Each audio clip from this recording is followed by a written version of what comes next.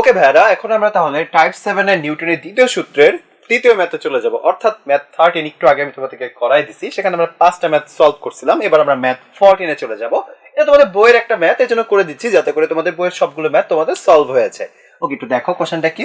স্থির অবস্থা থেকে শুরু করে, অর্থাৎ যাত্রা শুরু করে 10 সেকেন্ডে একটা বস্তু 50 মিটার দূরত্ব অতিক্রম করলো এবং এক্ষেত্রে 25 নিউটন বল প্রয়োগ করা হলো। কোশ্চেনটা হচ্ছে বস্তুটির ভর কত, অর্থাৎ দেওয়া আছে কি আমাদের যে বস্তুটা স্থির অবস্থা থেকে যাত্রা শুরু করতেছে এবং এই বস্তুটা 10 সেকেন্ডে 50 মিটার দূরত্ব অতিক্রম করবে, এই জন্য 25 নিউটন বল প্রয়োগ করতে হবে এবং সর্বশেষ বস্তুটার আমরা ভরটা চাইছে। সো বস্তু যদি আমরা ভর বের করতে চাই তাহলে আমরা নিউটনের দ্বিতীয় সূত্র থেকে কি জানি? আমি নিউটনের দ্বিতীয় সূত্র থেকে জানি F = ma। নেক্সট আমরা ভর বের করতে চাইলে হয় A = F/a, অর্থাৎ m = F/a। ঠিক আছে, m = কি হয়? F/a। এখন এই জায়গাটাতে একটু খেয়াল করে দেখো, আমাদের মজার ব্যাপারটা হচ্ছে 25 নিউটন যে হচ্ছে তোমার বল সেটা দেওয়া আছে, তো আমরা বসাই দিব 25/a। জাস্ট আমার টার্গেটটা হচ্ছে আমি এর মানটা বের করব। সো এটাকে 1 নম্বর সমীকরণ দিয়ে দিলাম। এখন কোনো না কোনো ভাবে যে ইনফরমেশন দিছে সেটার প্রেক্ষাপটে আমরা গতি যে চ্যাপ্টারটা করছিলাম না, তখন কি করছিলাম, সমতরণের কিছু সূত্র পাইছিলাম, ওই সূত্রগুলো ইউজ করে আমরা এ ত্বরণ সমতরণটা বের করে ফেলবো। দ্যাটস ইট, যে কোনো একটা সূত্র ইউজ করে। যেহেতু এখানে টাইম দেওয়া আছে, সো আমরা s = ut + হাফ এটা স্কয়ার দিয়ে করব, তাহলে ইজি হবে ম্যাথটা সলভ করাটা। ওকে, সূত্র লিখে ফেলি, s = ut + half at square. এখন তুমি একটু তাকায় দেখো তো, এখানে কি বলা আছে? স্থির অবস্থায়, এই জন্য আমি u = 0 লিখে রাখছি, তাহলে আমরা বলতে পারি এই টার্মটা পুরোটা কি হয়ে যাবে? 0। সো লেখা যায় হাফ at স্কয়ার জাস্ট, অর্থাৎ s = হাফ at স্কয়ার। সুন্দর করে লিখে আমরা ম্যাথটা সলভ করে ফেলি।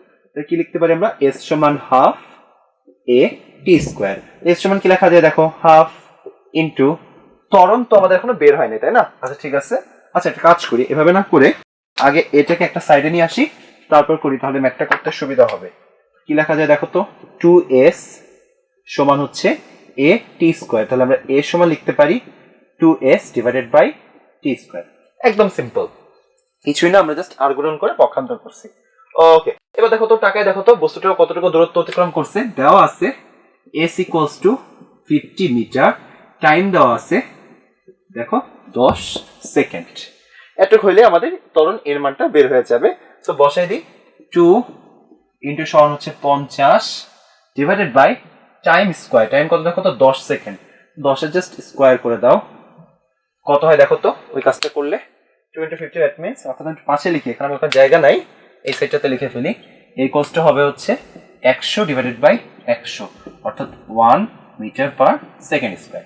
খুব সুন্দর একটা মান আসলে, আমাদের ম্যাথ করতে খুব ইজি হবে। ঠিক আছে, এখন যে এই মানটা বের হইলো আমাদের ত্বরণের, এই মানটা তুমি নিয়ে যে 1 নম্বর সমীকরণে বসাই দিবা, তাহলে তোমার ম্যাথ সলভ হয়ে যাবে। তো সবাই লেখো যে a = 1 মিটার/সেকেন্ড স্কয়ার 1 নাম্বার সমীকরণে বসিয়ে পাই, কি পাই আমরা? m = 25/1, কজ আমরা মাত্র দেখলাম যেহেতু a = 1 মিটার/সেকেন্ড স্কয়ার। বাস, তাহলে আমাদের বস্তুটার ক্ষেত্রে বস্তুটার ভর কত হবে? m সমান হবে 25 কেজি। একদম ইজি একটা সিম্পল ম্যাথ ছিল। সো আমাদের টাইপ 7 শেষ। এবার আমরা চলে যাব আমাদের শেষ টাইপে, টাইপ 8 এ। আচ্ছা ভাইরা, চলো আমাদের এই বল চ্যাপ্টারের শেষ টাইপটাতে চলে আসি। এটা হচ্ছে টাইপ 8। নাম কি দিছি দেখো, ঘর্ষণ বল ও বাধাদানকারী বল। এটা আমাদের শেষ টাইপ, এটা হলে আমাদের কাজ শেষ। ওকে, ম্যাথ হচ্ছে 15 নাম্বার ম্যাথ। এটা আমাদের কোশ্চেনটা দেখো, 500 গ্রাম ভরের একটা বুলেট কত বেগে? 500 মিটার/সেকেন্ড বেগে একটা কাঠের তক্তার ভিতরে 50 সেন্টিমিটার 50 সেন্টিমিটার প্রবেশ করলো এবং বুলেটটার বেগ হয়ে গেল অর্ধেক। এক্ষেত্রে বাধাদানকারী বলের মান কত? আমি কোশ্চেন যদি তোমাদের আরেকবার একটু বুঝাই দিই। একটা বুলেট যেটা ভর ছিল 500 গ্রাম, সেটা একটা কাঠের তক্তার ভিতরে, এই যে মনে করো একটা কাঠের তক্তার ভিতরে একটা বুলেট এসে ধাক্কা লাগলো কততে? 500 মিটার/সেকেন্ড বেগে, সেটা হচ্ছে গুতা লাগলো। লাগার পরে তোমার হচ্ছে এই কাঠের তক্তার ভিতরে সেটা কত মিটার, কতটুকু? 50 সেন্টিমিটার প্রবেশ করছে। 50 সেন্টিমিটার প্রবেশ করার পরে ওই তোমার হচ্ছে এই বুলেটটার বেগটা হয়ে গেছে অর্ধেক। বুঝতে পারছো আই থিঙ্ক। এরপর আমি কোশ্চেন চাইছি যে হচ্ছে যে এই ক্ষেত্রে বাধাদানকারী যে বাধাটা দিল, এটা কাঠের তক্তা ছিল, বুলেটটা এসে মারলো 500-তে, ধাক্কা লেগে ঢুকলো 50 সেন্টিমিটার, এরপর বেগটা হয়ে গেল কত? তোমার অর্ধেক, মানে 250 মিটার/সেকেন্ড। এরপরে এই যে বাধাটা, সেই বাধাটা আনকারী বলটা কত? That's it. একদম সিম্পল একটা ম্যাথ। এরকম একটা ম্যাথ তোমাদের আমি গতি চ্যাপ্টারের গতির যে ম্যাথগুলো সেখানে গুলি তক্তা বলে একটা ম্যাথে করে দিছিলাম, ওই ম্যাথটাই করবো। সিম্পলি জাস্ট ওইটাই করবো, তোমরা জাস্ট একটু দেখে নাও। এটা ক্ষেত্রে জাস্ট একটু আরো সহজ, বলার ক্ষেত্রে ম্যাথটা অনেক ছোট হয়ে যায়, আরো সহজ হয়ে যায়, গতির মতো অত বড় হয় না। সো যেহেতু তুমি খেয়াল করে দেখো, বুলেটটা এসে বাড়ি মারলো বা ধাক্কা খেলো এবং কাঠের ভিতর যখন সে প্রবেশ করা শুরু করলো তখন কিন্তু অবশ্যই মন্দন হয়, কজ গুলিটা কিন্তু অনেক বেশি ত্বরণে আসে। যখন একটা বাড়িটা খেয়ে একটা বাধা পায় তখন সেটা কিন্তু মন্দন শুরু হয়ে যায়।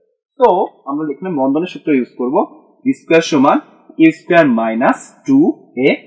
তোমরা ইচ্ছে করে প্লাস দেওয়া করতে পারো, তখন তোমাদের যে ত্বরণটা আসবে সেটা নেগেটিভে আসবে। আমি যেহেতু মন্দনের সূত্র ইউজ করতেছি সো আমার ত্বরণটা পজিটিভে আসবে। That's it. মানগুলো চলো আমরা একটু বসাই ফেলি, একটু সাজাই নিই। কি লেখা যায়? U square minus v square equals to 2as। আমরা লিখতে পারি a equals to u square minus v square divided by 2s। প্রত্যেকটা মান নিয়ে নিলাম, এখন জাস্ট বসাবো, তাহলে আমাদের কাজ শেষ। একটু খেয়াল করে দেখেন ভাইরা যে ইউ সমান কত দেওয়া আছে? 500 মিটার পার সেকেন্ড। ভি অর্থাৎ শেষ বেগটা খেয়াল করে দেখেন অর্ধেক হয়ে গেছে, বলা আছে বুলেটের বেগ কত হয়ে গেছে, আমি এখানে লিখেই দিচ্ছি বুলেটের বেগ হয়ে গেছে অর্ধেক।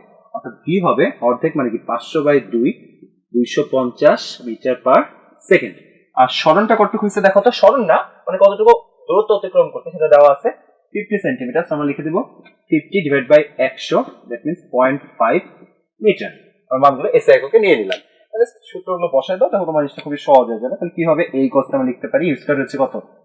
500 স্কয়ার মাইনাস হচ্ছে 250 স্কয়ার ডিভাইডেড বাই হবে 2s, that means 2 into half.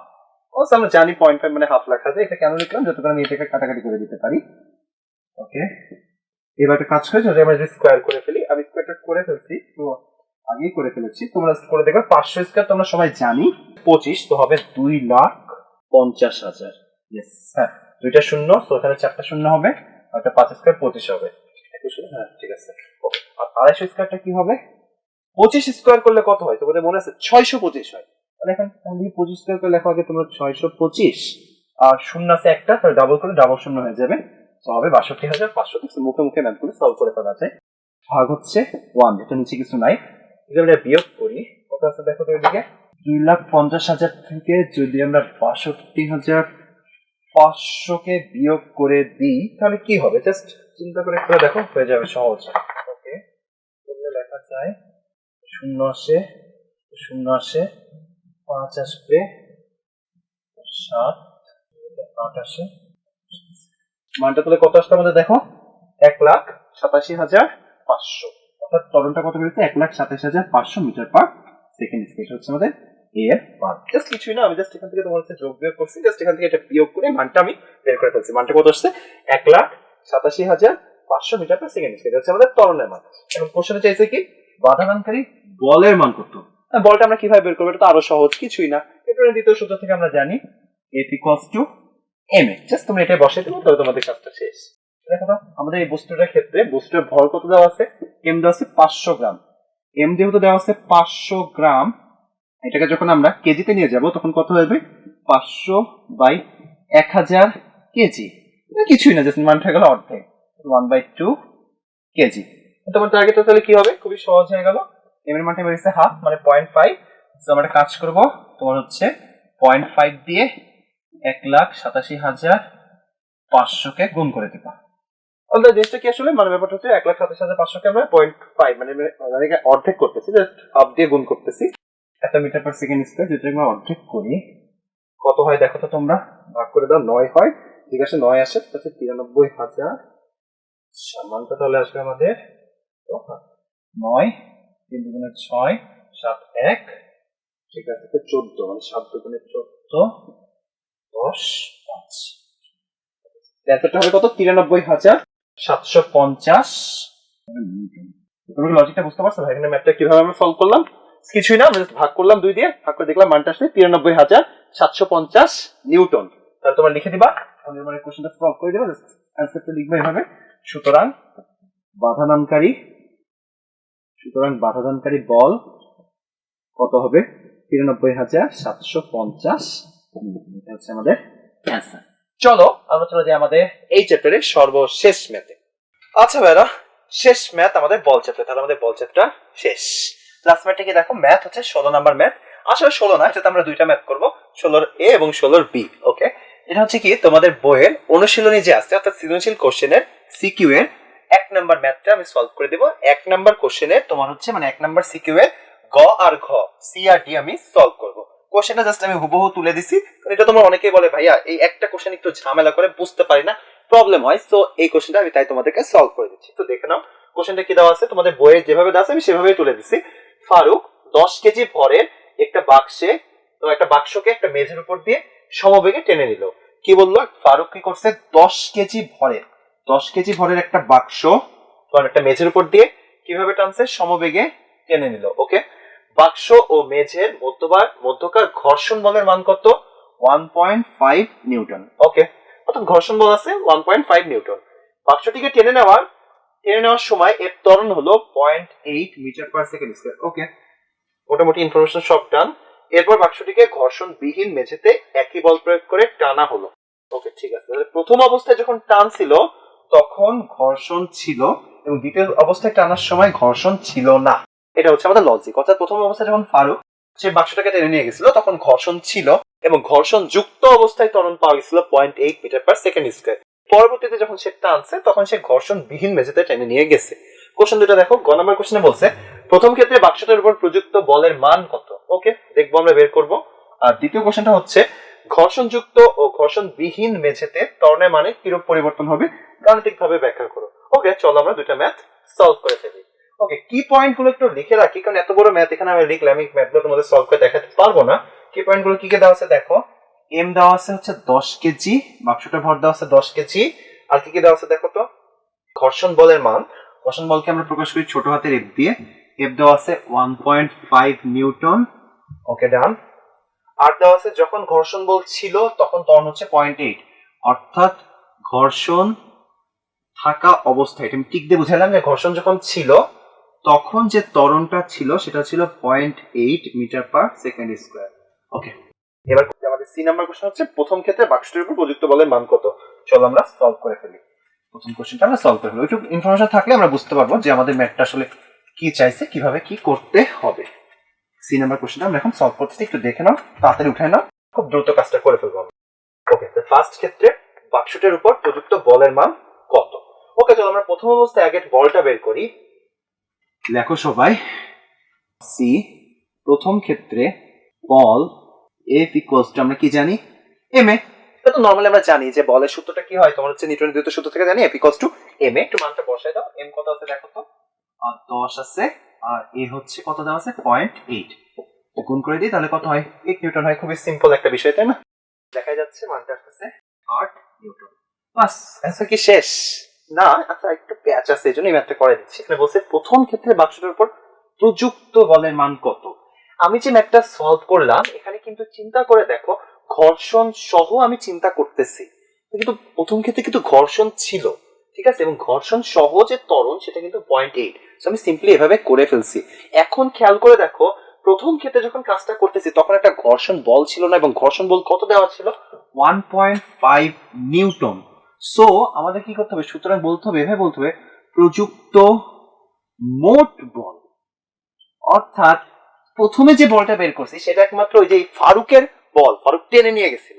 কিন্তু ভাইয়া যখন ফারুক টানতেছিল, মনে করো এই সাইড থেকে এই সাইডে, উল্টা দিকে কি কাজ করতেছিল, উল্টা দিকে অবশ্যই ছিল কি, ফারুক যখন একটা বস্তুকে এখান থেকে এদিক থেকে এদিকে টানতেছিল, উল্টা দিকে কাজ করতেছিল ঘর্ষণ বল। সো অবশ্যই এখানে কি আনতে হবে, আমাদের ঘর্ষণ বলের বিষয়টাকেও নিয়ে আসতে হবে। সো তুমি যখন প্রযুক্ত মোট বল লিখবা, তোমার কাজটা হবে কি, ইকুয়াল টু অ্যান্সারটা হবে হচ্ছে এই এফ বল প্লাস ছোট এফ, দ্যাটস ইট। তাহলে কি লিখবো, জাস্ট বসায় দাও, 8 প্লাস 1.5 এত নিউটন। সো অ্যান্সারটা হবে 9.5 নিউটন।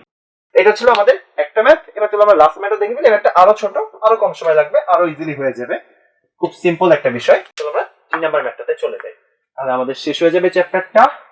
কি বলছে, ঘর্ষণযুক্ত ও ঘর্ষণহীন মেঝেতে ত্বরণের মানের কিরূপ পরিবর্তন হবে, অর্থাৎ ত্বরণের মানটা কিরূপ চেঞ্জ হবে। একদম সিম্পলি আমরা করে ফেলি। একটু তাকায় দেখো তো, আমি প্রথমে লিখে রাখছি যখন ঘর্ষণ ছিল তখন, আচ্ছা আমি ডি নাম্বারটা সলভ করছি, যখন ঘর্ষণ ছিল তখন ত্বরণ কত ছিল আমাদের, তোমরা দেখো, যখন ঘর্ষণ ছিল তখন ত্বরণ দেওয়া ছিল 0.8, অর্থাৎ ঘর্ষণ যুক্ত